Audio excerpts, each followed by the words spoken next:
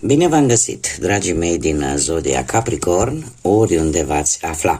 Bine ați venit tuturor pe canalul meu, Tarot Flori de Loto. Numele meu este Nina, pentru cei care nu mă cunosc, și ca de obicei mă bucur să vă am alături la fiecare lectură. Azi voi face o lectură atemporală, așa cum v-am obișnuit, o lectură care nu are o limită de timp, pe care voi să o puteți viziona oricând doriți sau atunci când apare în viața voastră. Așa că, dragii mei, toți cei care aveți soare, lună, Venus sau ascendentul în zodia Capricorn, atunci această lectură este de asemenea și pentru voi. Și desigur vreau să vă aduceți aminte un aspect important, și anume faptul că voi vă construiți propriul viitor. Așa că vă rog din suflet să luați decât acele mesaje care vor rezona cu voi, iar restul lăsați-le să zboare în univers, pentru că sigur sunt pentru alte energii, alte persoane care într-o mai mică sau mai mare măsură au o legătură cu zodia Capricorn. Cum de asemenea, dacă nu veți rezona cu această lectură, puteți viziona celelalte zodii, care pot reprezenta pentru voi poate ascendentul sau oricare altă planetă sau aspect astral important pentru voi din harta voastră natală. Cum, desigur, puteți urmări, intra pe lista Tarot 2025, unde veți găsi și alte lecturi atemporale care nu au o limită de timp și puteți viziona de aici orice lectură pentru Capricorn. Bun, și haideți să începem, dragilor, și să vedem situația actuală în acest moment în care voi urmăriți această lectură.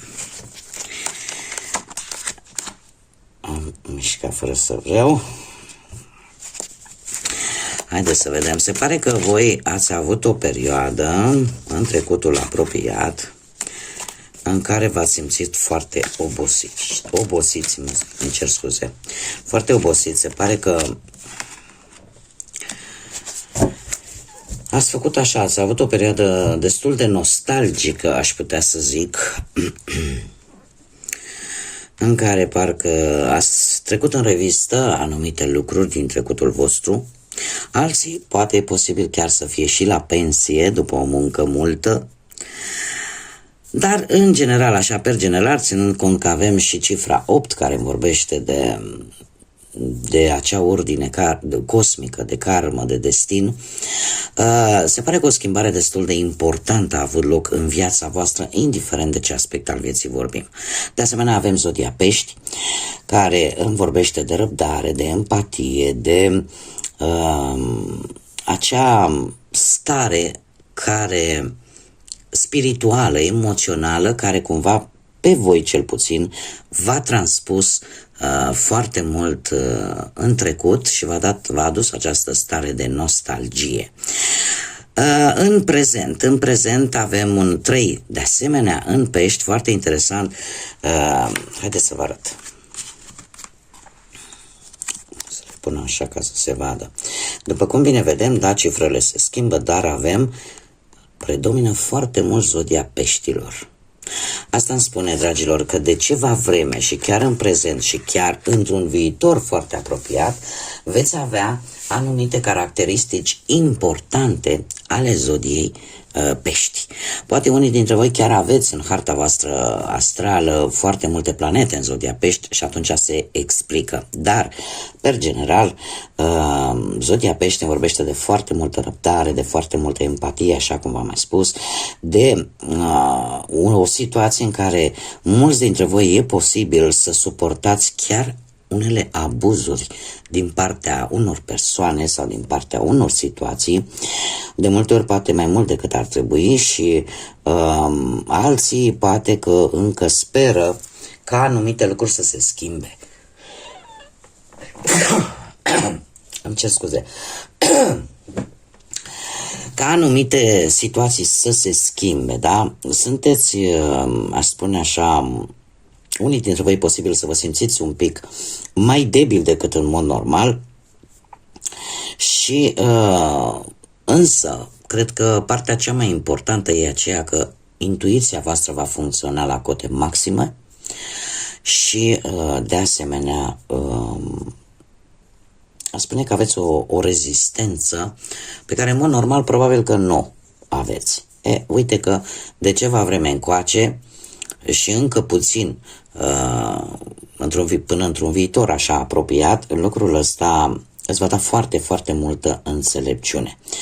Totuși, un pic e posibil ca unii dintre voi să vă simțiți un pic dezechilibrați. Da? Pentru că voi ca și zodie sunteți o zodie destul de stabilă, care vreți stabilitate și de obicei sunteți destul de prevăzători, destul de serioși în ceea ce voi vreți să faceți cu adevărat pentru voi. Revenind la partea cu prezentul, da? În actualitate avem acest 3 care îmi vorbește tare mult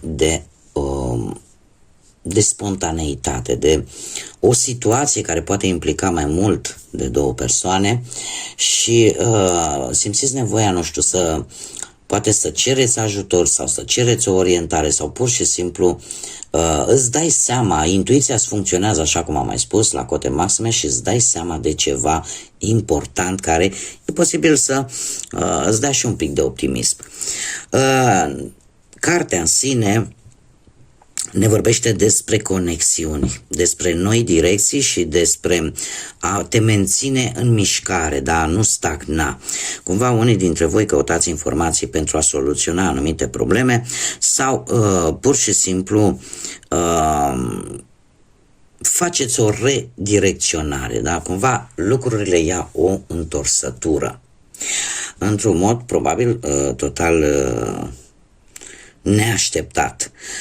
Într-un viitor apropiat avem de data aceasta cifra 5 care ne vorbește de schimbare, de senzația de libertate, de o ușoară instabilitate, aș spune, și posibil de anumite conflicte.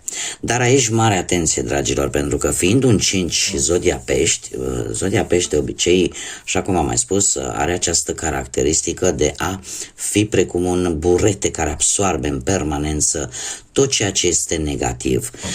Și de multe ori, dacă nu sunt atenți, pot cădea în disgrație, da? Și pot la un moment dat să-și facă rău lor înșiși. Trebuie să vă spun că veți avea parte posibil de o dezamăgire. De o dezamăgire, e adevărat, problemele nu sunt foarte mari, dar chiar și așa fiind probleme minore, unii dintre voi veți avea parte de o dezamăgire, poate în urma unor tensiuni, a unor conflicte sau a unor greșeli. E posibil să se întâmple anumite lucruri neplăcute în urma unor greșeli mici, la care să nu fi dat importanță. Și din păcate pot apărea pentru alții dintre voi situații care din păcate nu veți reuși să le schimbați în maniera în care voi v-ați dori. Da? Acum vine și cu un sfat această carte, acela de a pur și simplu a lăsa în urmă aceste lucruri dacă vezi că nu reușești să schimbi o anumită situație, pentru că poate nu depinde neapărat de tine, indiferent pe ce plan al vieții vorbim, da? Pentru că aici avem o viziune generală. Acum o să intrăm în pâine și vedem pentru fiecare aspect al vieții, da? Dar la modul general, cartea vine și cu un sfat și acela de pur și simplu lasă lucrurile în urmă, lasă-le ca timpul să-și lase amprenta dar tu continuă să te miști. Acum, haideți să începem cu viața profesională pentru dragii mei din Capricorn. Dragilor, ați avut o perioadă în trecut. Ați avut o perioadă destul de nefastă, aș spune, cu acest 10 de spade, în care poate cineva v-a promis, poate vreun job și nu prea s-a ținut de cuvânt, sau poate cineva v-a trădat la muncă și ați avut parte de o concediere, sau ați trecut totuși prin niște momente destul de negative, Unii dintre voi poate chiar v-ați dat seama că, de fapt, pe la spatele vostru se fac niște jocuri murdare, niște jocuri ascunse și a apărut o schimbare destul de dramatică din punctul ăsta de vedere profesional. În prezent avem un nou de cupe. Un nou de cupe care îmi vorbește despre, cum să zic eu, despre progres. De ce? Pentru că ți-ai recuperat, se pare, un pic stabilitatea din punctul ăsta de vedere al carierei după perioada asta atât de nefastă și ești hotărât să mergi înainte, ești hotărât să nu te lași și unii chiar pot încerca, nu știu, să se extindă, să obțină poate ceva mai bun, da? Poate alții chiar ați reușit să dați și un interviu, da? Pentru care sunteți siguri că răspunsul va fi unul pozitiv. Treiul ăsta de bâte, într-un viitor apropiat, îmi spune că e posibil chiar să faceți și o călătorie din motive profesionale, iar trebuie să vă mai spun că chiar dacă foarte curând cumva nu veți reuși să primiți niște rezultate rapide, așa cum vă așteptați voi, totuși ele vor apărea. Da? Schimbarea va apărea, fie ea poate de locație pe motiv profesional, dar pentru voi sau un nou post nu va întârzia atât de mult să vină. Îmi cer scuze dacă mai auziți cât un mărâit. Am șocățelul meu care are momente când se mai are și el ceva de spus. Mergem mai departe. Haideți să vedem pe plan material, financiar, da? Dragilor, pe plan financiar, nu știu dacă zodia Berbec vă spune ceva, dar, per general, așa, dacă vorbim de cineva din Berbec, e posibil să fie avut, nu știu, vreun părinte, tată, frate mai mare, socru, în general un personaj masculin care este foarte strict, foarte organizat și care, eu aș spune că e posibil să aibă legătură ori cu vreo moștenire, ori cu vreo reușită financiară sau cu vreun proces.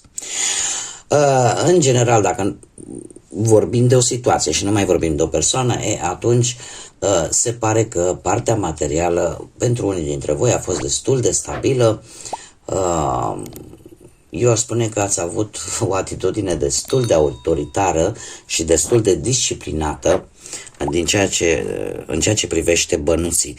În prezent apare o ofertă foarte tentantă cu acest as de monede. Se rezolvă posibil anumite situații financiare, cumva apar deja mici creșteri ale câștigurilor și e posibil ca unii dintre voi chiar să aibă o idee foarte bună pentru a avea un câștig în plus de bănuți. Lucru care se va și nu mă miră acest lucru pentru că într-un viitor apropiat, din câte văd eu aici, cu acest 10 de cupe, asta îmi spune că vei avea o perioadă prosperă și chiar dacă poate unii dintre voi au avut parte de mici probleme financiare, e posibil ca cineva din familie să vă poată ajuta să vi le rezolvați. Dar, per general, 10 de cupe este o carte pozitivă care îți arată că lucrurile vor merge în direcția dorită de voi. Acum, haideți să vedem cu dragostea cum stați, dragilor, și începem cu cei care sunteți deja într-o relație. Nu știu dacă zodiile de apă vă spun ceva, Rac, Pești, Scorpion, poate să reprezinte pentru unii dintre voi, poate chiar perechea voastră. Nu, îmi cer scuze, m-am grăbit, am avut impresia că este regina de cupe, dar nu avem justiția. Zodia Balanță. Zodia Balanță vă poate spune ceva sau zodiile de pământ, la fel ca și voi. Taur, Fecioară sau Capricorn. Dragilor, se pare că unii dintre voi care probabil că de moment încă mai sunteți într-o relație, dar mie cărțile îmi spun în felul următor, că într-un trecut nu foarte îndepărtat cu justiția aici, trebuie să vă zic că ceva conflicte ați avut. Ceva conflicte ați avut și mulți dintre voi poate chiar ați fost tentați să ajungeți chiar și într-o instituție a statului judecătorească, poate pentru a le rezolva. Dar Din câte vedem aici, ori apare implicația unui copil, a unui adolescent, care poate să fie poate propriul vostru copil sau cineva mai tânăr decât voi, care să aibă legătură cu aceste zodii de pământ, Taur, Fecioară sau de asemenea Capricorn, care în momentul actual, eu aș spune că încearcă într-un fel anume să dea un nou impuls relației voastre. Cumva, parcă în relația voastră nu se mai întâmpla nimic nou. Așa că am două variante. Ori acest personaj foarte tânăr, are cumva o legătură cu relația voastră sentimentală într-un anume fel și încearcă oarecum să dea, cum am mai spus, un nou impuls, doar că, din câte văd eu aici, lucrurile nu se vor sfârși bine. Într-un viitor apropiat avem un 3 de spade, un 3 de spade care îmi spune că discuțiile și neînțelegerile vor reveni. Da, cumva vor reveni. Dacă nu vorbim de un personaj, atunci situația în acest moment este una în care tu trebuie să acționezi, să obții informațiile care sunt necesare, pentru că cumva dacă nu există iubire, și din câte văd aici se pare că iubire nu prea există, nu am nicio cupă,